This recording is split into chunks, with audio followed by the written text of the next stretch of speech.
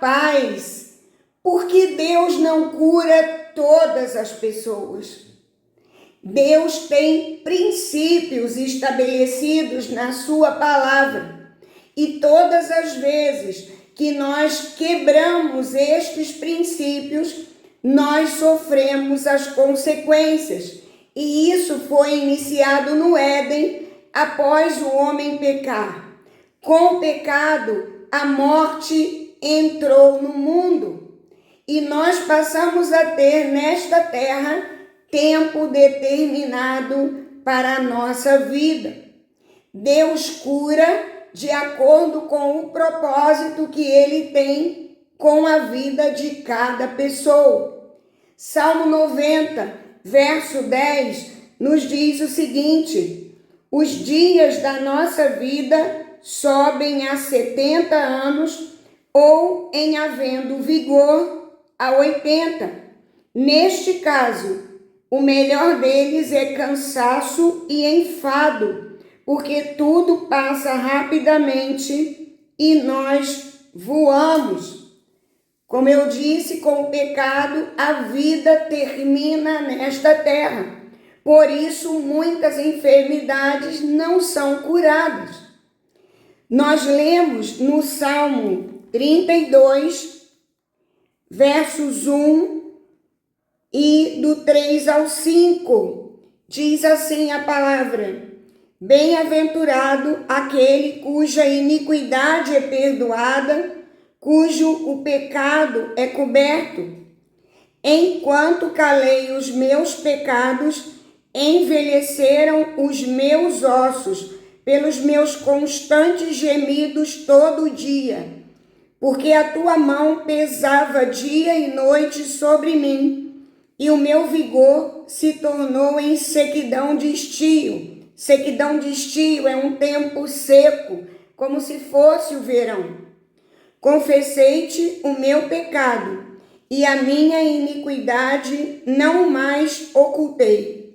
Disse: confessarei ao Senhor as minhas transgressões, e tu perdoaste a iniquidade do meu pecado.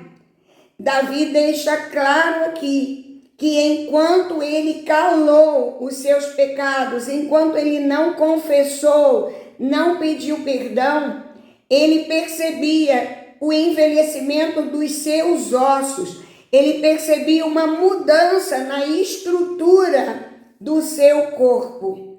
E ele também se dava conta que a mão do Senhor pesava noite e dia sobre ele, até que ele confessou o seu pecado e alcançou a benevolência da parte do Senhor. Nós lemos em João 9, versos 2 e 3. E os seus discípulos perguntaram: Mestre, quem pecou, este ou os seus pais, para que nascesse cego? Respondeu Jesus: nem ele pecou, nem seus pais, mas foi para que se manifestem nele as obras de Deus. Esse texto deixa claro 3 chaves. Algumas doenças vão ser curadas instantaneamente pelo poder de Deus, milagrosamente pelo poder de Deus, porque elas foram, de alguma maneira, contempladas com o manifestar do sobrenatural de Deus. Elas acontecem para a glória de Deus. Mas existem outras 2 chaves no texto lido. Quem pecou, ele ou os seus pais? Novamente, o pecado trazendo consequência de enfermidade. Neste caso, não foi a situação. Mas também tem uma terceira chave. Quem pecou, ele ou os seus pais? Os seus pais sinalizam aquelas questões de heranças espirituais, um espírito de enfermidade acompanhando uma família por gerações. As questões de enfermidade ligadas a pecado precisam de arrependimento. Quando familiar, precisam de renúncia. Nós também lemos em Mateus, capítulo 9, versos 32 e 33. Mateus, capítulo 9, versos 32 e 33. Ao retirarem-se eles, foi-lhe trazido um mudo endemoniado, e expelido o demônio, falou o mudo, e as multidões se admiravam, dizendo: jamais se viu tal coisa em Israel. Este texto deixa claro que algumas enfermidades não estão sendo curadas porque existem a presença de demônios mantendo aquelas enfermidades naquele corpo. E quando o demônio é expulso, quando o espírito das trevas desocupa o lugar naquele corpo, ele leva a doença que foi promovida por ele mesmo. Então existem doenças que não são curadas milagrosamente quando oramos, porque a pessoa precisa ser primeiro liberta. E a enfermidade que foi posta pelo espírito das trevas sairá junto com ele. Foi o que acabamos de ler na palavra do Senhor. Nós lemos no livro de Tiago, capítulo 5, versos 13 a 16. Está alguém entre vós sofrendo? Faça oração. Está alguém alegre? Cante louvores. Está alguém entre vós doente? Chame os presbíteros da igreja e estes façam oração sobre ele, ungindo-o com óleo em nome do Senhor. E a oração da fé salvará o enfermo, e o Senhor o levantará. E se houver cometido pecados, ser-lhe-ão perdoados. Confessai, pois, os vossos pecados uns aos outros, e orai uns pelos outros, para serdes curados.